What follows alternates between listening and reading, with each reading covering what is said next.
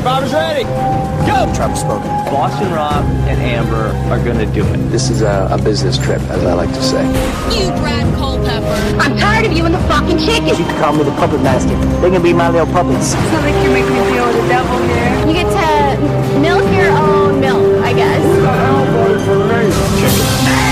We got enough rocks here, too. We could build a pretty decent shelter just using rocks. I'm supposed to talk loud. Direct from Hobart, it's time for the only Survivor podcast in Australia dedicated to Survivor, bringing you today's interviews, episodes, and opinions from the greatest reality show on the planet. It's Survivor Oz, and here's your host. Hi everyone, welcome to Survivor Oz. We are here for the 5th ever Ozlet Topsy, for the 5th episode of Survivor Kaoh, Rong versus Brain versus Beauty. My name is Patrick Gustafson, or better known as Patty G, and I will be your host, and I am joined by 3 Ozlets to help me dissect this episode. I believe one is making their debut, and it has been quite a while since you've been on. That is Jared Lubick. Jared, welcome to the Ozlet Topsy. Thank you. It has been a while. I don't think I've talked about Survivor the whole of Cambodia, so it's good to get back into it. Well, yeah, great to have you. We'll be happy to hear your thoughts about it. Returning for not quite as long, about a week, Alec Culver's back. Alec, welcome back. Thanks. It's nice to have you hosting Patty G. Oh, yeah, we'll see how it goes. And last but certainly not least, he hosted one of these weeks. It's Anthony Rossi. Rossi, welcome back. Hey, good to be back. All right, so I guess we should just start with initial reactions on the episode. Let's start with you, Jared. What did you think of the episode, and what have you thought about the season so far, as you haven't been on? I thought it was a really strong episode. I've been loving the season so far. I think just coming off an all-star season that was so kind of strategy-heavy, this season has just felt really fresh, and I think each episode has really done a good job of concealing the boot in some way and throwing out a plausible decoy. Apart from Alicia when she went home, which was just obvious and there was no kind of alternate. But other than that, every week I've kind of been tossing up in two minds. Even this week I thought there was definitely a chance that it could have been Peter going home, and I just thought everything was done really well. The swap worked out well with like even tribes. Exiling Julia to the Brawn Beach, I thought that was just the best logistical thing to do. So I thought overall it was really good. I definitely got to agree with you on some of those points there. Alec, what did you think of the episode? I thought it was one of the better Switch episodes, I guess you could say, that we've had in a while. Like, some of them, like Cambodia, had some great, the switching episodes, but it was a really strong switching episode. I would say it's probably a downgrade from last week, but nothing can really top last week in a long time. But yeah, it was still a really good episode. Like, I don't think this season has had a bad episode all season, so. Rossi, what'd you think? Definitely an improved from last week. I'm still struggling to get over Alicia not being around, but I pushed through, and I'm glad I did because this was definitely warranted. I think exiling Julia was probably the best way to handle the switch. Yes, we will certainly get to that. And Alec, I really got to disagree with you. I wasn't on last week, but I'm on a different wavelength than you about last week's episode. Mm-hmm. But we're talking about this week's episode, and the big point of this episode was the tribes swapped from 3 to 2. They intended to do this at 14, but instead they decided the twist of exiling one person on their own, similar to either Exile Island or Stephanie LaGrossa, however you want to feel about that. The 2 tribes are now not Brain, Beauty, it's Gondal and Chan-Lo. On Chan-Lo, you've got Sydney, Debbie, Jason, Michelle, Nick, and Neil. And for Gondal, Anna, Aubrey, Joe, Peter, Scott, and Ty. Now let's get some thoughts on the swap itself and then the twist of sending that one person. What did you think about the whole thing, Rossi? I think it was interesting. Usually, I find it annoying when tribe swaps are to pick up the little packets of buffs, because I always think it's weird. We had in Blood vs. Water, we had all the girls and Vetus and things like that. So I'm very wary when they have to pick up the buffs. but it kind of worked out well. Like, interesting dynamics that turned out to be a little bit different than we expected. Like, I would assume Scott was the odd one out, but it ended up being the beauties because of Julia. So I think it's definitely played out a lot better than I anticipated it would. And you spoke on the twist a little bit earlier. What did you think about that?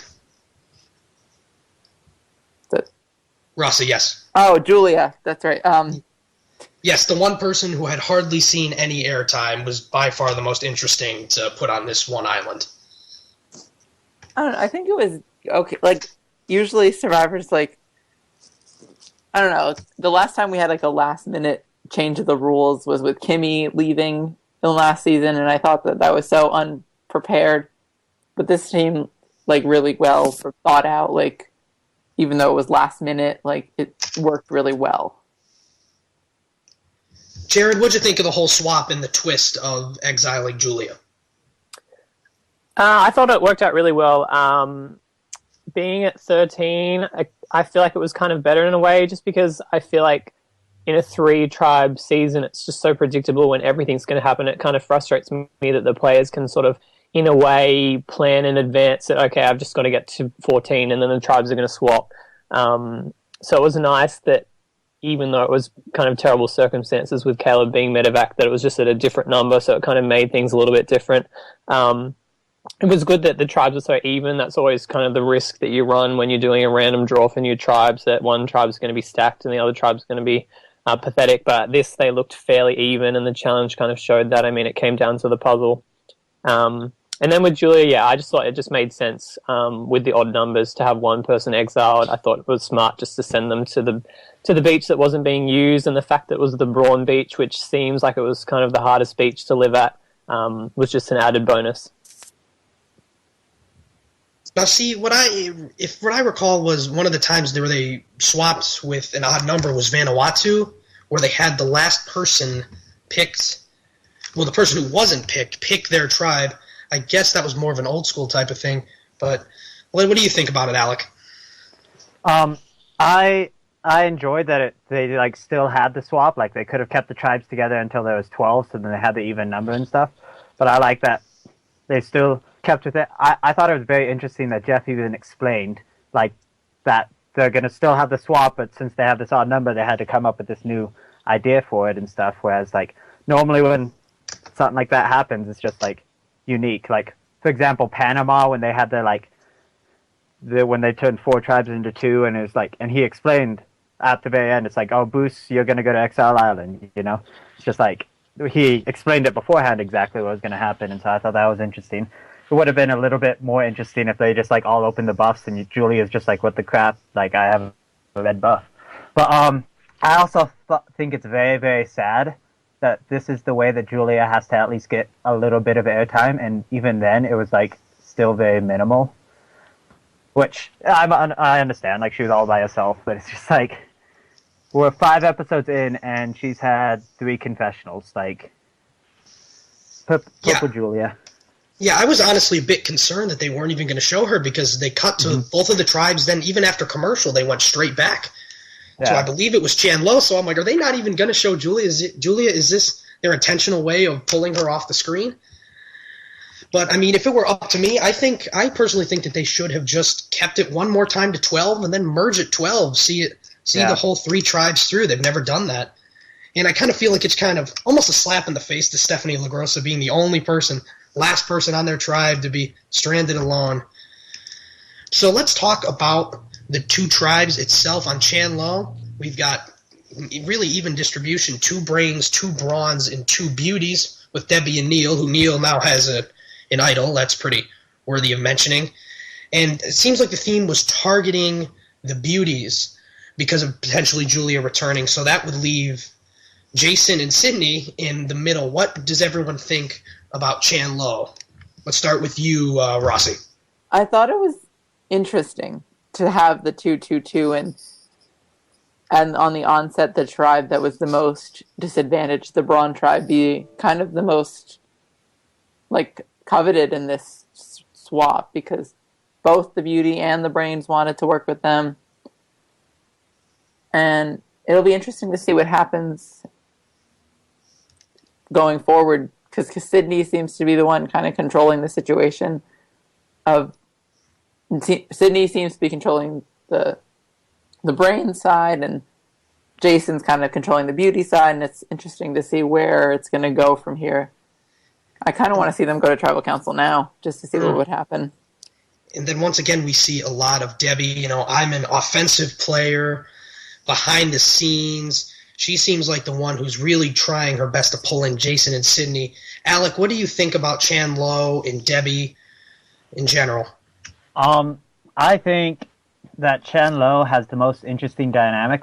Just like Rossi said, I would love to see them go to Tribal Council. I'm not surprised that Sydney and Jason are the most coveted players in the game at the moment, because it's just if you look at it, you have 5 beauties and 5 brains, and then you have 3 brawn. They don't want to get rid of the brawn right now. They need the brawn to keep their tribe with the numbers, I guess you could say. And so it was I like that Sydney and Jason are both they're using it to their advantage. This is the first time that both of them have really had the opportunity to fully strategize with and have power. Yes, they were both in charge on the Brawn tribe, but it's now they actually have a lot more options to go with. And so I like that they're showing that dynamic.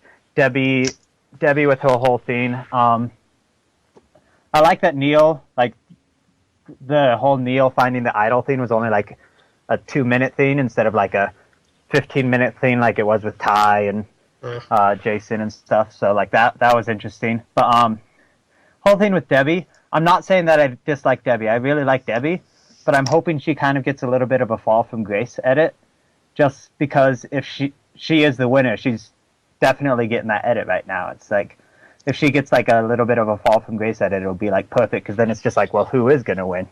She's the clear winner, at least to me at this point. And so it's I'm hoping that things happen down the road with her. She's definitely getting one of the bigger edits, and is probably one of the favorites for a lot her of and people. Ty, basically. Yeah. Jared, do you have anything to add on the new Chan Lo tribe? Not particularly. I think it's an interesting mix, especially the fact that the pairs that kind of winded up happening in that group were not, I suppose, the tightest pairs on their original tribe. We didn't get an Aubrey and Neil together, or Debbie and Joe, or 2 of the beauty girls together. It was kind of people who, in some sense, were working together, but were not maybe the tightest pairs amongst their original tribe. So I think that's interesting. And I think it'll be interesting to see how that tribe shifts, given that Julia's gone back to the other tribe and that Beauty lost a member. I think if this tribe had lost, then Braun probably would have sided with the brains to take out a Beauty, just because of the whole Julia coming back into that tribe factor. But now things are really more so up in the air, and I could see kind of Braun going either way. Yeah, that was a great point there with about how there aren't the tightest pairs on the tribes, and that really shows in the Gondal tribe, where you've got the 3 Bronze, Aubrey, Joe, and Peter, who seem to be in all 3 kind of different pairs in that original tribe. Then you've got the 2 Beauties in Anna and Ty, and then Scott is kind of the odd one out. But then it seems the other Bronze, Scott, is in the middle again, and very similar to the first Bronze, Brains, and Beauty. The Brains tribe got decimated. They seem to be in immediate power following the swap. And now Scott and the Braun are in that same position. Alec, what do you think about the people on the Gondal tribe in general? Number one, I feel that this is basically what Jason, Sydney, and Scott were praying for. And that's probably why, if you listened to last week, we kind of speculated whether Braun threw the challenge or not. But we kind of decided that they didn't really care if they won or not, because getting rid of Alicia was good for them at that point, because they probably thought they were going into some swap or merge soon, and she could have ruined their games. Not saying that I dislike Alicia. I do like Alicia, but it's definitely good for them, and it really showed with Scott, especially in this episode. Scott was able to use his great social game, which we saw was super bad last week. And it's really good this week, him bonding with Ty and stuff like that. The Gondal tribe, I thought it was interesting that Anna, Ty, and Scott all kind of just thought that the three brains were going to be together forever and like didn't even try to find the cracks in the alliance, which was Peter, as we all know. It's like, and then they wanted to vote Peter out instead of like trying, and it was brought up at tribal council, like, you know, like, did they actually look for the cracks? And he's like, no. And it was, you kind of had that feeling that if they did try to find cracks, Peter might have flipped with those three. But yeah, it was interesting that the three brains were all like three very unique personalities on that. You had Aubrey, who's kind of been there, and she's the quieter one, I guess you could say, of the brain tribe. Then you have Joe, the old man, who we all love but want to see more of. Yeah, is Joe not the quiet one? I don't think we've seen any of Joe in the last... Really is the quiet one, if we want to say... Joe, I believe Joe was the only one this episode that didn't get a confessional. He didn't, but it looks like he's going to go, like, bat crazy next week. So. Oh, definitely. We'll get to Joe and Peter a little bit later on. But yeah, keep going. Sorry, Jared. I was going to say, so you have, like, Aubrey the kind of more reserved, I guess you could say, instead of quiet. She's the more reserved one. Then you have Joe, the older man, and then you have Peter, the very, very out there, like, open... narcissistic, as they always said, you know, and like the switch helped him. It seemed like it put him in some power, but it was never fully used in this episode, and so he kind of was still back to his old tricks. And so yeah, the brain dynamic on that tribe is very interesting because nobody trusts Peter, but Peter has to rely on those two. So it's like those three especially are going to be the interesting ones going forward. I'm sure we'll have a lot to say about Peter towards the end of this episode. Oh, yeah. You know, building off of, we saw a very different side of Scott this week, especially after last week where he got such a negative edit. And now it shows that he's being a bit more social. And if you thought Caleb and Ty were the unlikely friends, imagine Scott and Ty. Jared, what do you think about this relationship between Scott and Ty and then the new Gondal tribe in general? I love it. I think we probably... as viewers needed something to replace that Caleb and Ty relationship, and the fact that it's kind of Scott and Ty, like you said, it's just completely unexpected. And I feel like that's been like a strength of this season, is people who you wouldn't normally associate working together, making these alliances and plans to move forward. I think overall Gondal's an interesting switch, just because... on Chenlo, you have an obvious kind of 4-2 vote coming. But with this group, like, there was the potential for a 3-3 split, which didn't happen. There'll be the potential for that again next week. And it'll just be interesting to see if this kind of brains group, which is a little bit fractured, can kind of stick together and keep the numbers, or if the other players can kind of mix things up a bit. Rossi, do you have anything to add on the whole Gondal tribe? Is that love yourself a little Ty? Is that the Ty tribe? Oh, that is the Ty tribe. There's a Ty tribe and a Debbie tribe. That's basically how this is starting to shape up. For me, I'm not too... The only one I'm really interested on that tribe is Aubrey, because I think out of everyone on that tribe, she's played the best game so far, and I think that she's been the most level-headed. So I've been keeping my eye on her the most out of anyone. Ty is just the entertainer. So,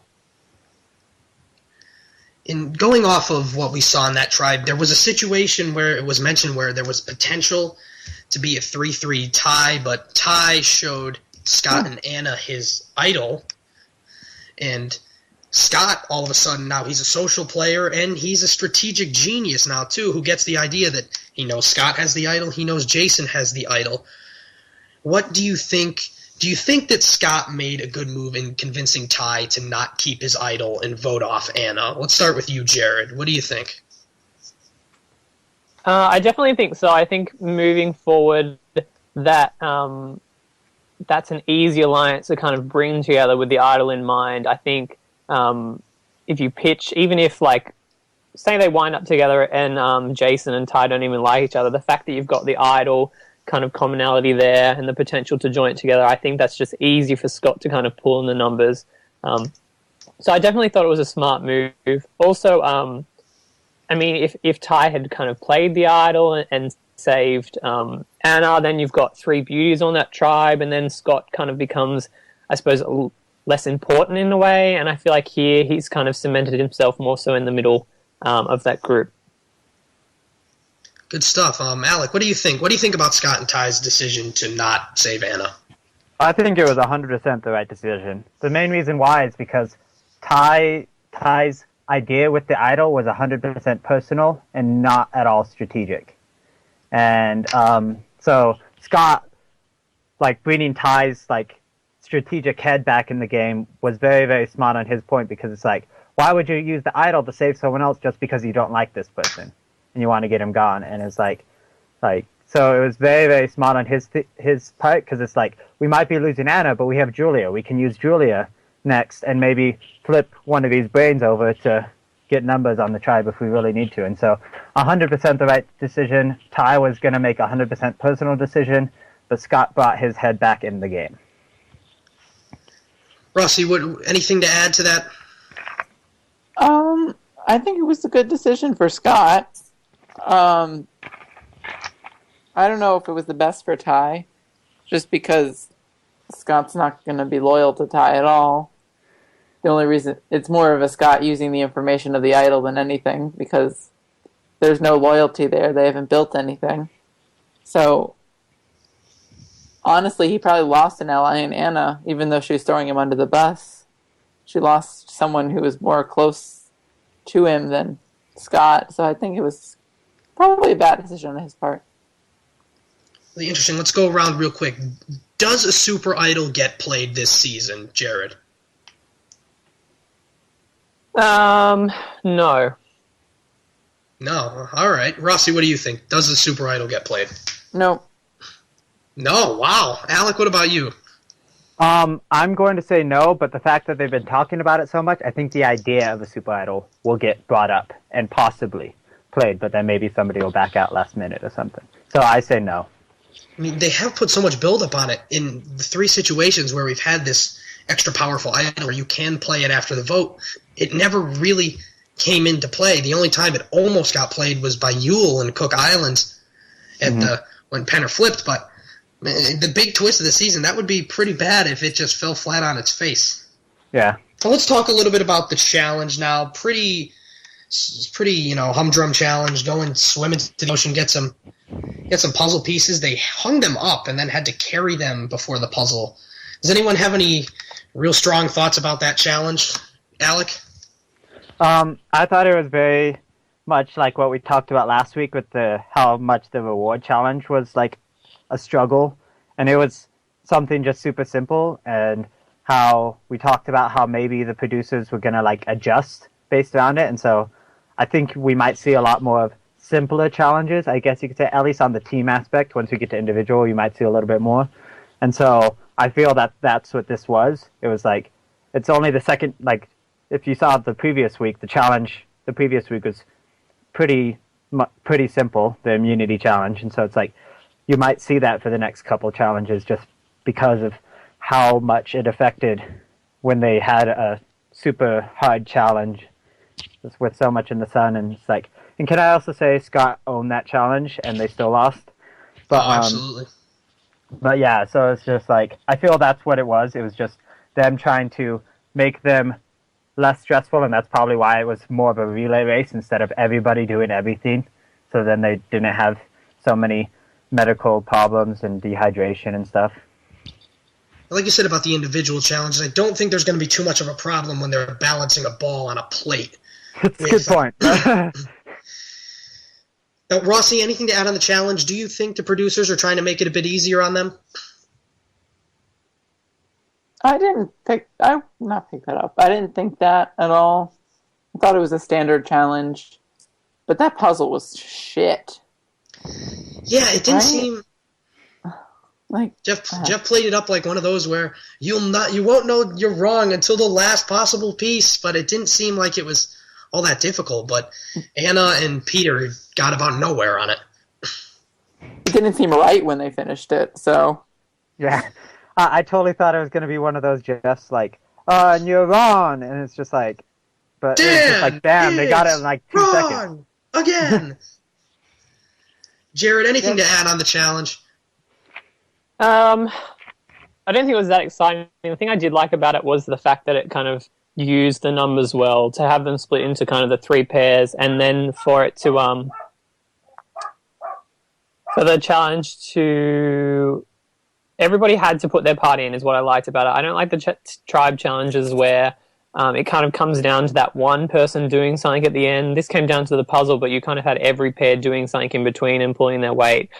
So I think that's kind of what you want in a tribe challenge, is something that involves everybody and is not just kind of a hero effort by one person that gets you the win. And this way on the puzzle, you can't switch about 10,000 times like we saw a lot last season. Yeah, definitely. So Can I also say one more thing? Oh, go ahead. Absolutely. I love that Jeff's like, oh yeah, Neil and Debbie have proven themselves at puzzles. So is Peter. So is Anna. It's like, well, how can three Brain Tribe people prove themselves on puzzles when only 2 people have been doing all the puzzles? Like, so I thought that was Brain Tribe is automatically brilliant and can do any kind of puzzle. Just ask Jatia. So, Chandlo wins immunity. Gondal goes to Tribal Council. We mentioned a little bit on Scott and Ty's thinking on whether or not to save Anna. What do we think about the decision from the 3 brains to target Anna as opposed to Ty, Jared?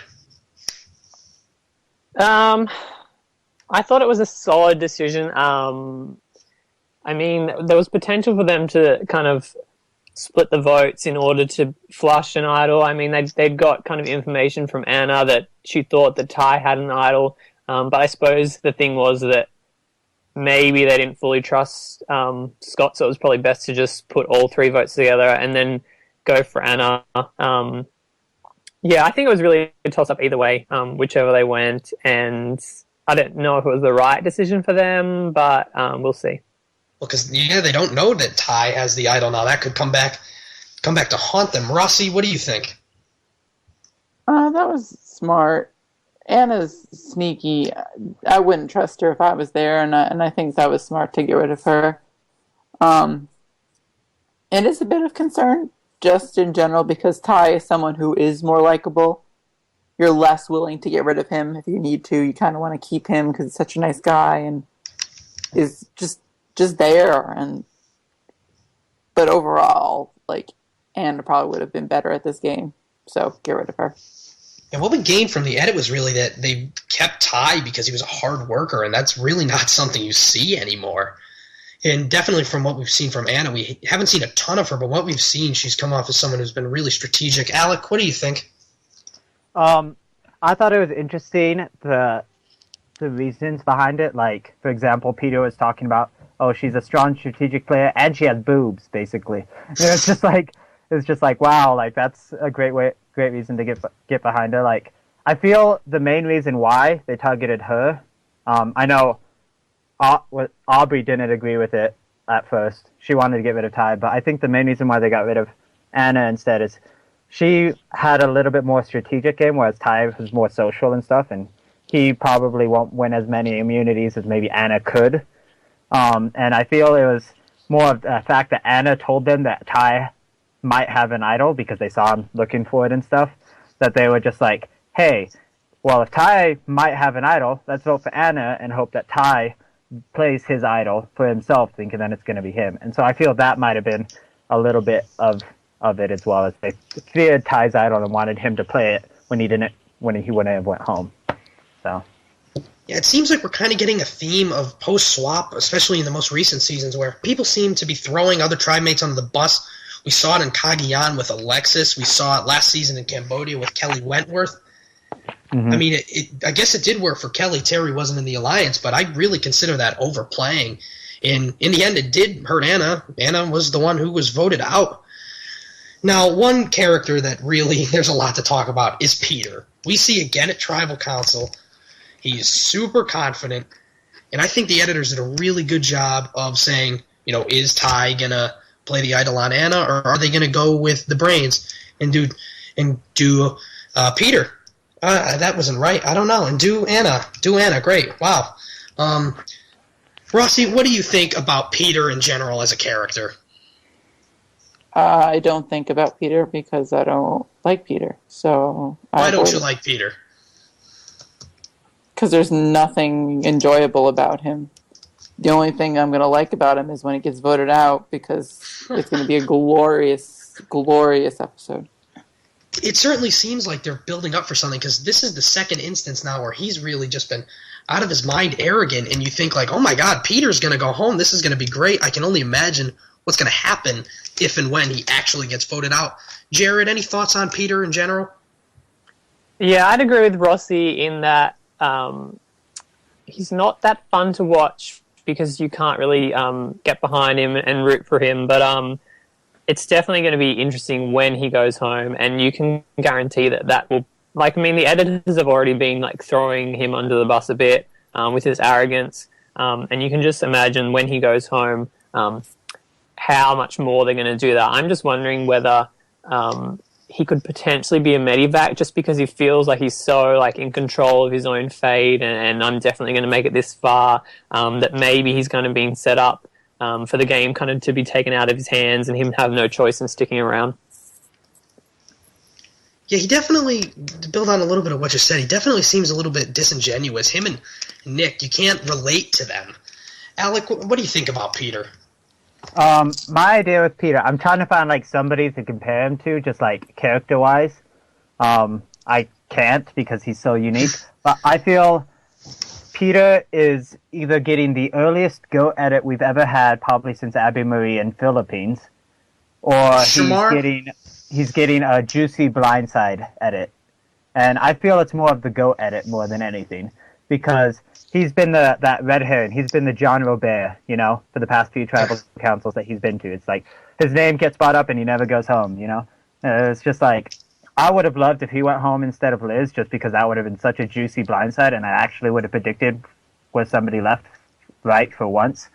But yeah, and it's like, I feel that he's definitely getting that Go edit of somebody that's so cocky and arrogant and thinks he's in such control of the game, but he's actually not, and people are just gonna hate him for it, I guess you could say. And like when it comes to final tribal council, he's gonna get the 0 vote getter, because everybody's like, you thought you were in control of the game so the whole time, and well, let's see. First time tribal council, you thought everything was going your way and your best alliance member went home.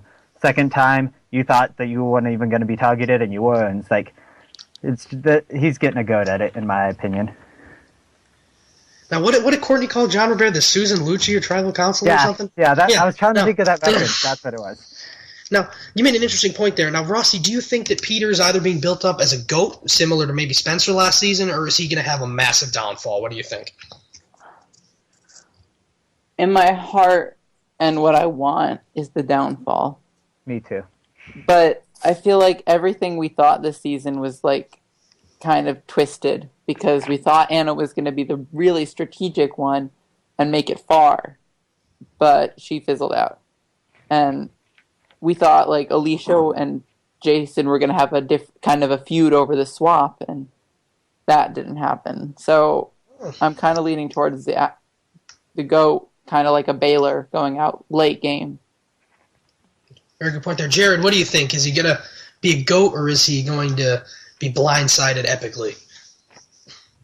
I'm hoping for an epic blindside, and I get that feeling. I think potentially too early for him to be set up as a GOAT. I don't know. I just feel like their editors would probably want to throw in kind of some suspense or some kind of good moments if he does make it to final tribal, just so there's a bit of kind of doubt in the air about what happens. I just get the feeling that he's so overconfident so early that he's got to go home at some point. Now, one thing that Rossi just brought up in the chat about a character, unlike Peter, that we have not seen at all, is Julia. And what I didn't even realize was that Julia has been hiding her age from the tribe. We finally got that, what was it, the third confessional total from the season? Yeah. Where she said that she has, no one knows that she's 18 years old. Could this possibly mean something more? Rossi, you brought it up. What are your thoughts? I'm not sure what it could mean necessarily. It's interesting because we have her as currently like the youngest, and Joe is like one of the older. That was like a notable thing preseason, but it'll be interesting to see if that comes into play, because I think it's giving her more depth as an individual than what we had previously thought, because we were kind of just getting Julia's there, she's not going home for a while, and then now that she's dependent on her own, she's got to kind of be separate from the other girls. So I think it could come into something interesting about her being a bit more sneaky than people give her credit for. So maybe she'll be a more strategic player come her merge to the tribe. Yeah, it definitely was a character moment. Like, we've had some with Debbie and Jason talking about their kids. And, we tend to see that with bigger players on the season, but I certainly wouldn't characterize Julia as a bigger player at the moment. Jared, what do you think about Julia? She's an interesting one. It's just interesting that she is lying about her age. Like, I get the whole people lying about their professions and stuff to kind of, I suppose, get rid of kind of preconceived ideas of what they're going to be like. And I can kind of see that with age, that if people knew, they might kind of think that, I suppose she doesn't have much to say or to bring to the table. But in a way, I think people knowing that you're 18 could be an advantage, just because people could underestimate you. But I suppose come final tribal council time, there's the potential that people don't want to kind of give $1 million to an 18-year-old. So I think it has pros and cons. It'll be interesting to see whether kind of her edit can pick up and she can get a bit more screen time and become a bit more involved in the game, and just to see how she's going to adapt to coming into a tribe where she's clearly on the bottom. She hasn't had kind of 3 days to bond with these people that everybody else has had.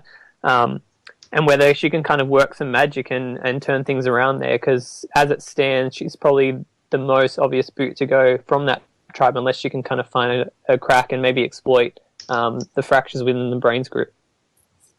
One thing I also realized, does anyone on this new tribe know that Scott's was a professional basketball player? He's the only one from the Braun tribe, and nobody really asked about it. Generally, you'd think there would be a scene saying like, oh, were you an NBA player, or him saying he's an NBA player. So, I mean, if only Sydney and Jason know about that, that's something that Scott could take advantage of. I mean, he's a massive human being. People may have an idea, but that's another thing. Just thought of that. It may not play into his game, though. Well, he did say when they first landed on the beach that he was he's a champion and stuff, and it's been brought up. On this new tribe, I think they just assume, like they know. And so I feel they didn't have time to bring it up, I guess you could say. It could be. I mean, it seems like out of all the real professional athletes that have been on the show, his storyline has almost been the least. I mean, we had that little spat with Alicia saying about, he played with the best in the business in the NBA, but Scott will be interesting. Alec, anything to add on Julia? I kind of cut you off there. No, it's all good. My thing with Julia about her not revealing her age, we've seen age play a factor in previous seasons, such as like for Natalie Tenorelli and Spencer and stuff like that. Like, people just assume it with inexperience or naiveness, I guess you could say. And so I feel her shielding her age is trying to make it so then she's not that Natalie that just everybody uses because she's so young and naive, and we can just take advantage of her, and she wants to be her own player in this game. And so it does add a little bit of depth to her that she is hiding this age, so then maybe they won't take much advantage of her. But at the same time, during that whole thing, they talked about how since she's only 18, well, she hasn't experienced as much as everybody else, so like she had such a rough time on this tribe alone. And so like maybe it could be, maybe she will have to rely on other people, or maybe she won't. It's kind of an interesting scene that we had with her.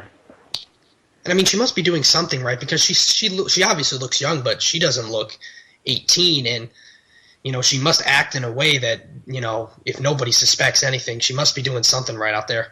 And just to add on to what you said, I believe the last teenager on Survivor was Brandon Hans, so I think we know that might sum up the reputation of teenagers on Survivor. And, one more thing that... Baylor. I forgot about Baylor. But, I mean, she basically was just attached to the hip of her mother. But, oh well, that's a different thing for a different story. One other thing that I just loved was Ty practically exposing himself at Tribal Council about all of his scrapes, and Jeff was in fine form. I believe you. let's talk about perhaps the future. You know, in the next episode we saw, if anyone wanted to see Debbie play the flirt card, you're in luck. Debbie and Nick could be the next big Survivor couple. I believe Ben and Noah mentioned Joe and Debbie as the couple, but I guess it's Nick. And we also saw Joe go after Peter, which could be very interesting, especially considering we haven't seen anything from Joe. Rossi, what do you think is going to happen in the next episode, and even beyond that, you know, some general predictions for the season? I want Joe to get all sassy again, like he did with Liz, to go on to Peter. Oh, that would be so great.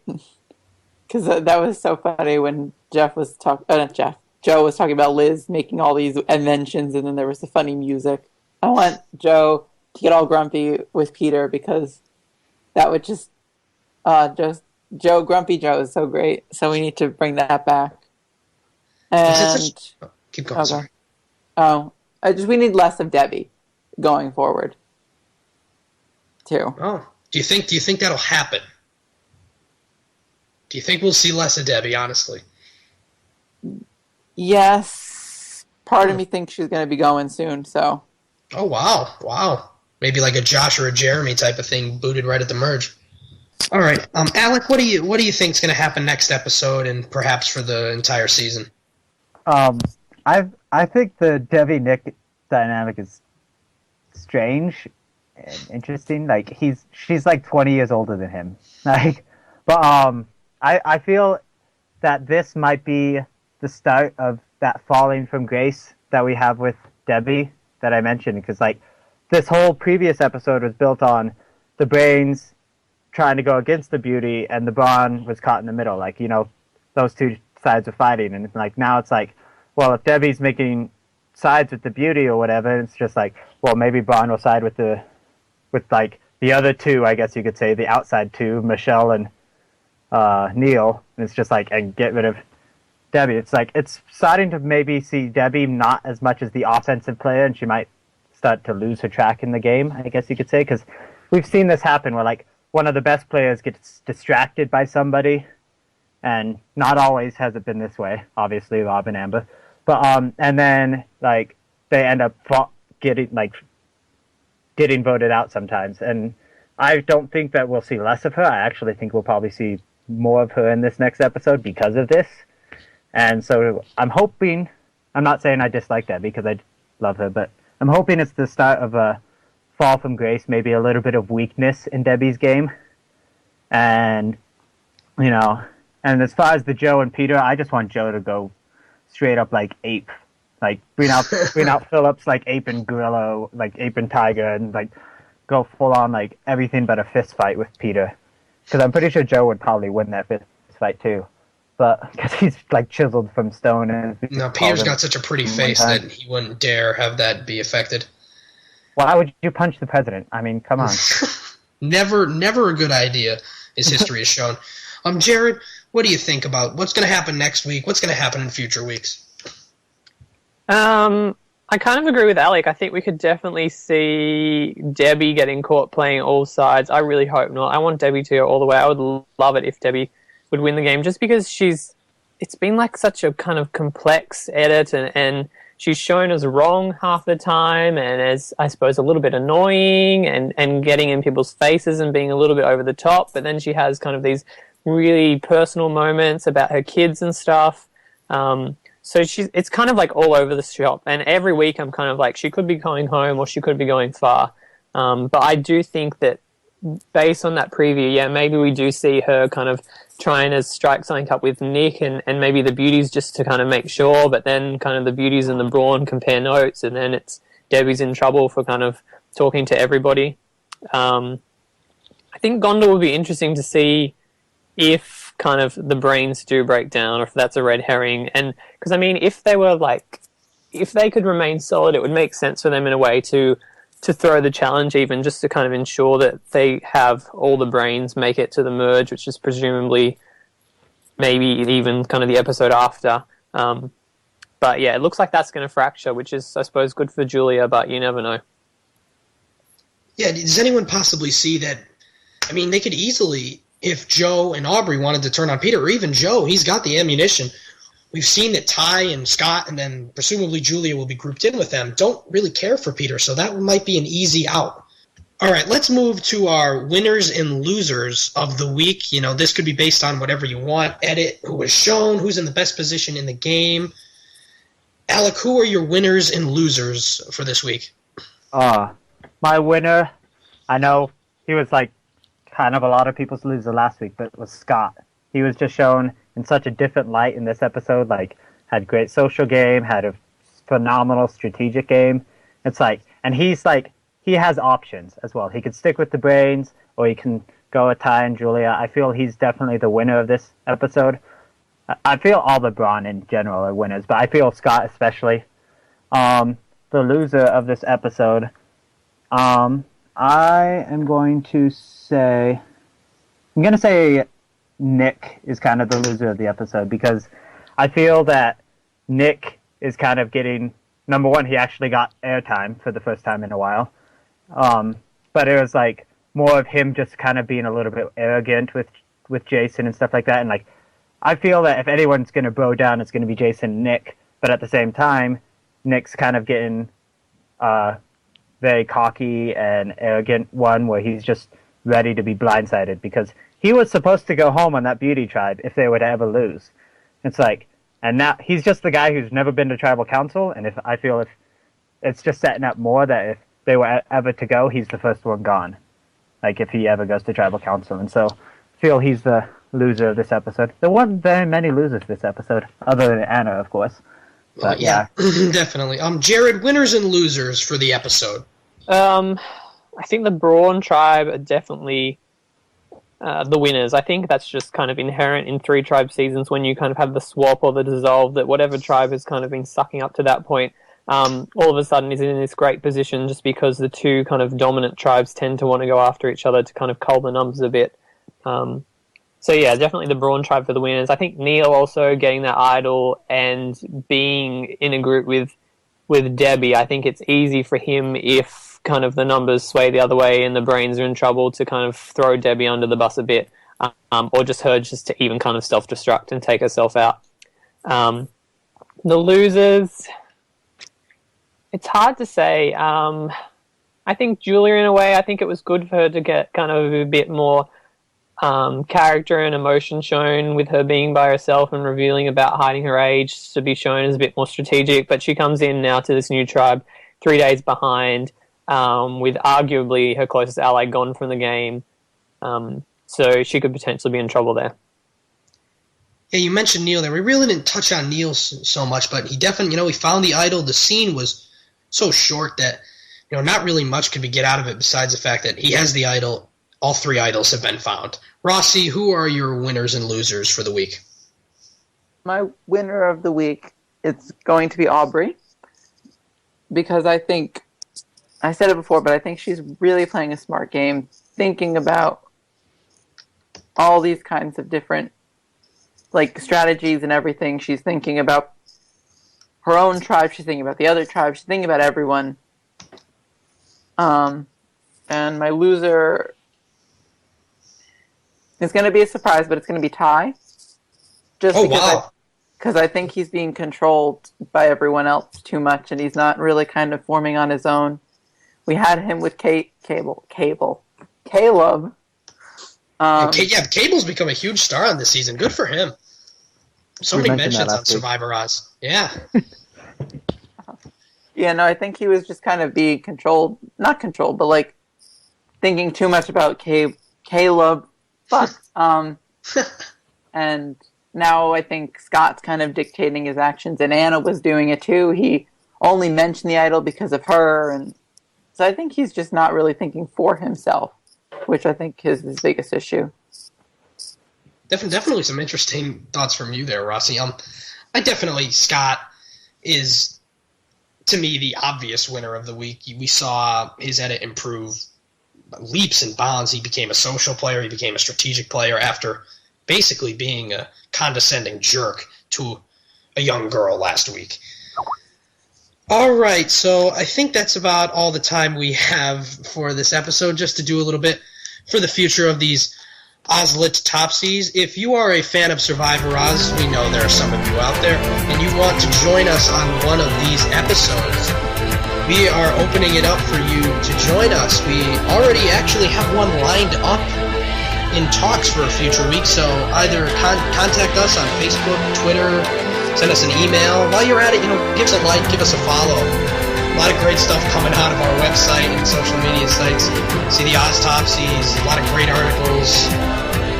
And yeah, thank you so much for listening. My name is Patrick Gustafson, and we'll see you next time.